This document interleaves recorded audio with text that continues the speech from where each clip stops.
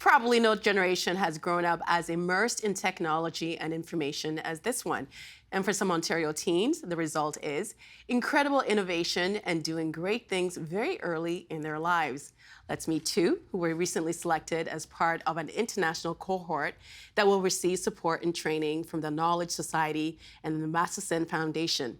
In the nation's capital, Naila Moloo, who is working on solar cells using something called nanowires and perovskites. And here in our studio, Aneka Mulgund, who is working on decarbonization in the energy sector. Hi, it's really nice to meet both of you. Hi, it's great to meet you too. So I'm going to do something at the very top, and I hope it's not a bad thing. I'm sure you're tired of people asking both of you how old you are, but I'm just going to ask anyway because I think people will be curious. Naila, I'll start with you. How old are you? I'm 16.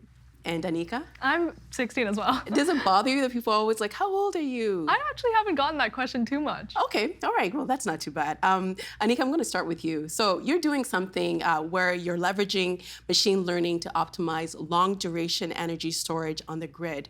What does all that mean? So if you think about it, we're all really reliant on our electrical grid for all of our needs when it comes to using electricity and energy that we need for every day. But the issue when we're integrating renewables onto it is that we have this sort of mismatch between supply and demand. And as we know, this can cause a lot of challenges like what we saw in Texas last year. There was a huge issue with like the winterization of natural gas peaker plants. So renewables could actually help us fill in these gaps, but only if we have energy storage to sort of fill in the need, especially when we have solar shining at one point of the day when most people aren't using much energy and the demand really surges at night. We need technologies that could help us store energy for over 4 hours, which is the sort of limitation we have right now with lithium ion. So my research has been focusing on a redox flow battery. So yeah. Well, where did that, I guess, that interest come from? I looked at what was being done with battery research because material science really interests me, and paper after paper was mentioning lithium ion, and I knew that was kind of the only battery I know of without even looking at research. So that made me curious about what are the limitations of lithium ion, and then that kind of drew me to grid scale battery storage, which requires us to store energy for longer, and then that led me to explore flow batteries. Well, you mentioned Texas, and we all remember what happened in Texas. They had the snowstorm and all the challenges that the people were experiencing there. How can the energy sector in Ontario benefit from the work you're doing, Anika? So if we look at sort of like a case study in 2016, what happened was about 7.6 terawatt hours of clean electricity was wasted. So that goes to show how much value we're losing by not having energy storage to provide us with backup power for cases like, if we had a winter storm, we could have energy for at least a few hours from any source, whether it be renewable or not. So that could really fill in those gaps as well. And on the other side, we want to keep making our energy sector more sustainable. And I think Ontario is doing a really great job of that. But that's one part of the equation, integrating the renewables. But we can't see as much growth, and there's sort of a threshold that renewables can reach. And until that happens, we're still left with the other side of the equation, which is the storage aspect. You can never be over-prepared, right? Yes, absolutely. Naila, I want to come to you. One of the projects you're working on is developing transparent and flexible solar panels. What are the real-world applications of that technology? Yeah, so kind of what I was envisioning with this project was increasing the accessibility of solar panels. And so today you pretty much think of solar panels and you think of them being clunky on roofs, and that's pretty much it. But I started thinking about, what if you could place a solar panel on any surface? And that's where this idea for something transparent and flexible arose.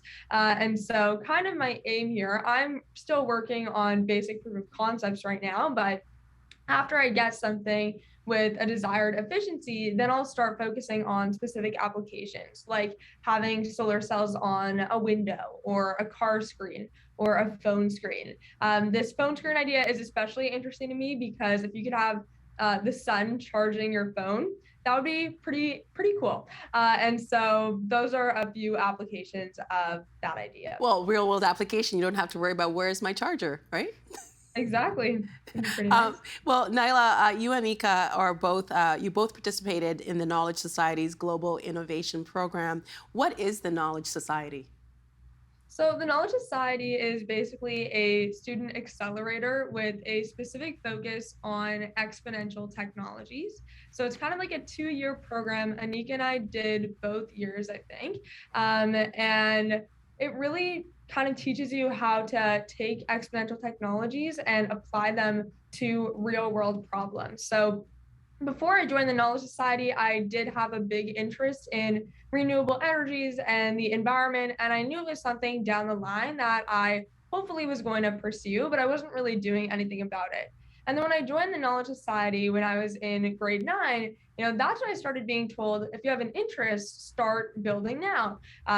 Start working on projects now. There's nothing stopping you. You have a lot of time, and there's not really any constraints there. And so I started working on solar panels and looking at the intersection between nanotech and solar energy and noticing more and more problems in the real world and thinking about how you could apply exponential technologies to these problems. And so I think that's really at the basis of TVS. Well, the world seems to be experiencing a lot of challenges right now, and we're always looking for solutions. Anika, your research is only going to become more important as the world experiences climate change more intensely. Younger generations, like you all, will bear the brunt of those climate stressors. Do you feel any added pressure around that?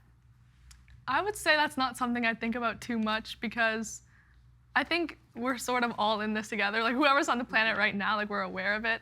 And even, you don't really need to look at the aspect of, whether or not one generation should be doing more than the other, because after all, like all generations are in different sectors and you need to interact with everyone. And I think that's why it's so important to remember that even though we are younger, we can have the interface with older generations, because without that, we can't really forge any new solutions. So it's kind of merging the present and what's already existing.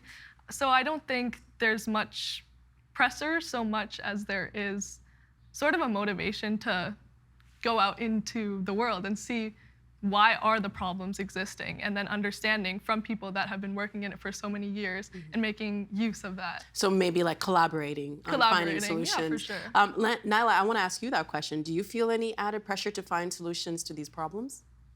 I think now more than ever, there are so many problems that need to be addressed. And a lot of the time from older generations, you're hearing, like the future generations, these are the problems that they're going to have to solve. And so I feel like maybe there is a little bit of pressure and weight on your shoulders that there are so many problems existing in the world that haven't been solved.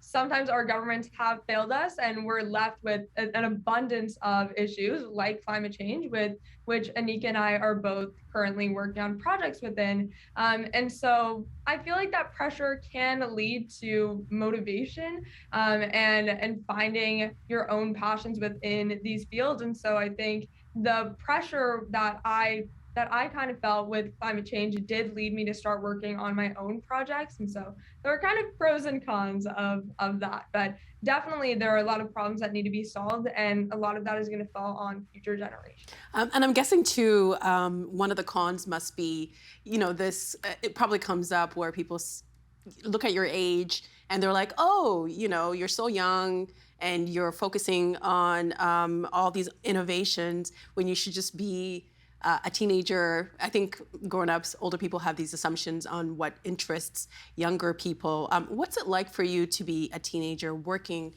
on groundbreaking innovations? I'll start with you, Naila. Yeah, I think definitely sometimes I do hear, go and do teenage things, but I think it's definitely possible to be doing these kinds of things outside of school and still absolutely do other things and activities as well. So I find that I can still, go to school and play sports and work on my research. And it's kind of a really fun balance because I'm working on what I'm passionate about outside of school. So it doesn't always necessarily even feel like work. Like if I get to go and work in a lab a few times a week, that is technically extra work, but it is a lot of fun and I'm really interested in it. And so it is a nice way to spend my time. And I think also there is so much support that I have received, which I'm really lucky for. So for example, in TKS, this is really what you're pushed to do, following your curiosity. And so I've gotten a lot of great mentors and I met a lot of great friends through programs like TCAS, and through that has come a lot of support. And Anika? Yeah, I would actually say the same, especially in a problem like working within climate tech. I think there's already a lot of support and encouragement because everyone wants to see the problem solved. So I don't think your age is something that people necessarily consider or even think twice about, because I think with the access to information we have just with the internet, I mean, obviously our generation has grown up surrounded by, at the click of a button you can see so many things, and obviously there's pros and cons to that, but I think the upside is just you are aware of so much and being able to network so easily with LinkedIn, and now more so with like communities and sort of programs like the Knowledge Society. They train you to just, you don't think of yourself as any different than everyone. Like, we're all humans. And I think that sort of mindset going into working with other people, learning from them, is really valuable to just say that, it's an equal playing field when you're out there, because after all, everyone, wants to have the same mission almost. Well, Naila mentioned following your curiosity. So what drives your curiosity? I think just the number of new things that you learn after focusing on a problem. Because I think once you first define a problem, like, we know energy is a huge sector that emits a lot of greenhouse gases, but what are the underlying problems? And so that is one starting point, but it excites me so much how every day your definition of the problem and your understanding of the solutions, technologies, scientific advances, all that can just keep compounding one after the other. And it's really baffling how much there is to learn. And I think that just drives my curiosity. Like, the amount that you can do with the knowledge that you have available to you and that you can forge with like new experiences is really limitless, and I think that's awesome. And I feel the joy from you, because the whole time that you're talking, you're smiling, you're full of joy. And so, Naila, I want to ask you the same question. What drives your curiosity? I actually would say a very similar thing. I think it's just learning and also seeing your own progress. And nowadays, like, you can literally learn anything. There are so many resources available. And so if you want to learn about something like artificial intelligence, you can learn about artificial intelligence and you can learn a lot about it. And so the unknown is kind of what drives me, and knowing that there is so much more out there that I still want to learn. And there's so much more out there that I can learn because of the amount of resources and people available to me. And so that's what keeps me, learning. Well, when we learn and all the things that you're doing with innovation, I'm guessing too, there are moments when you do experience failure, when something doesn't work out the way you want it to work out. So how do you cope with that? Naila, I want to start with you. Oh yeah, failure has definitely been an absolute constant over the past few years for me, especially because I've been working in 2 labs on my projects. And when you do scientific research and when you do lab work, I've never faced a more colossal amount of failure so consistently. I went into the lab at Carleton University last October, and I was like, okay, I need to do this starch extraction with my duckweed, because another project I'm working on is a bioplastic from duckweed as well as a solar panel. And I thought it would take me a few weeks, and it ended up taking me like 6 to 8 months because of just the amount of failure that you face, and also the fact that if you just do something once, there's always a way to better optimize it. And there's so much trial and error involved with science. And so that was something that I kind of struggled with because I'd never faced so much failure before. And I definitely had to develop a little bit of resilience because, the first time something goes wrong, you can't just give up immediately. You have to keep going, even if it takes months, even if it takes years. And I think what helps me cope with that is the fact that I am really interested in the projects that I'm working on, and I love working on my projects. So if you're doing something that you don't enjoy and then you're failing at it, it's really hard to find a reason to keep going. But if you have a project and you're kind of like in love with the problem, you're in love with the product, which will come after this journey of ups and downs, then I think it's a little bit easier to keep going and get past those failures. And I found that is definitely the case with me because my projects have definitely not been as smooth sailing as I would have initially expected them to be. Well, as an older person, some advice from an older person, one of the things that I've learned as I've gotten older is that failure is information, because you learn something new and you pivot, right? So Anika, how have you coped with failure? That's kind of the message I was gonna go with right Yeah. there, because I think, just as Naila said, like working in a very highly technical and scientific project space, like trying to apply machine learning to learn new things about materials, which are inherently really complex, you develop a sense where you can sort of treat each failure like a lesson. And I think you get better at understanding like what is failure, and most of the times it is useful, and it kind of helps your like emotional ability and resilience, as Nyla said, but also lets you know like if you're not failing, then something's probably going wrong, because problems exist because they're so difficult to solve. And every time you fail, you understand something new about what you're doing. So I think it's just been a good and productive experience, even though sometimes failing feels like, I'm not getting anywhere. But actually, sometimes you get further by failing than you do by just, streaming through whatever you're going. Yeah, it's information, right? Exactly. And I think coming from an older generation, there's something that we hear a lot, and I don't know if it's an assumption or if this is actually true, so I'm gonna ask both of you, but there's a common narrative that we hear is that Gen Z and younger groups feel let down by older generations who had the opportunity to solve some of the world's biggest problems, especially when it comes to global warming, but didn't. How do you feel about that? Naila, I'll start with you. I think I would agree with the statement that often youth do feel let down by older generations just because of the amount of problems that have been left in their wake that still need to be solved and are now more urgent than ever. But I don't really think it's a blame game, and they're like being angry about it is not really going to do anything. So you can ask questions like, why does this still exist? And then look at the past and see how humans have wasted resources and made mistakes in the past, but there's not really any going back. So you kind of just have to look towards the future and think about what you can do personally and what these older generations can still do. It's not a lost cause. They can still, take action, and they definitely are, because there are so many incredible companies and startups that exist which are created by older generations. And so I think it's really just about looking towards the future, asking yourself what you can do to help solve these problems. Because if you just look at the past and all the problems that have been created, you're only going to feel disappointed and nothing is going to come from that. Well, what about pressure? Because you mentioned earlier, I think we do live in a world where we kind of say the younger generation are going to save us, and that must feel like a lot of pressure. Do you feel that pressure to come up with innovations and solutions for those problems that we've created?